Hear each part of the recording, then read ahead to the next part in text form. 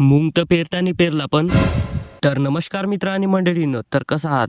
आज होती ना आपल्या मुंगाची पेरणी. तर सकाळ सकाळी आपली गाडी घेतली आणि निघालो मी वावराकडे. वावरात आल्यावर पाहत होतं का बाबा आणि विशाल दादा इकडे खत आणि मूग मिसळत होते. विशाल दादा म्हणे मी तर तुझ्या चॅनलला सबस्क्राईब केलं म्हणे. पहा रे बा, विशाल दादानं तर आपल्या चॅनलला सबस्क्राईब केलं, पण तुम्ही चॅनलला सबस्क्राईब नसन केलं तर आताच करून टाका. विशाल दादानं पटकन आपले बैल जुतून घेतले आणि लागला पेरणीला. 2000 years later. आता पटकन शेवटची आघाडी मारून घेतली आणि झालं पेरणं. मग आता आम्हाला हातानच तीर पेरा लागन वाटते. मग पटकन दोघांनाही तीर पेरून घेतली आणि विशालादानं आता फासाठी जुटली आणि लागला कामाले. मूग पेरणीचा पूर्ण व्लॉग आपल्या युट्यूब चॅनलवर येऊन आहे रे बा, तरी सर्वांनी जाऊन तो व्लॉग बघून घ्या. आता इकडे विशालदादा फासाठी हाकलत होता, मग मी पटपट पाईप आणि नौजल घेऊन आलो आणि लाईन टाकायला सुरुवात केली. मग विशालदादा आणि मी दोघांनाही मिळून पाईपलाईन जोडून टाकली आणि मुंगाला पाणी चालू करून दिलं. विशालदादा म्हणे मी बैलाले गवत घेतो म्हणे, तवरिक तू थोडीशी फासाठी हाकल म्हणे. आपल्याला कोणतं काम जमत नाही असं होऊ शकत नाही. मग घेतली ना रे बा फासाठी हाकलायला.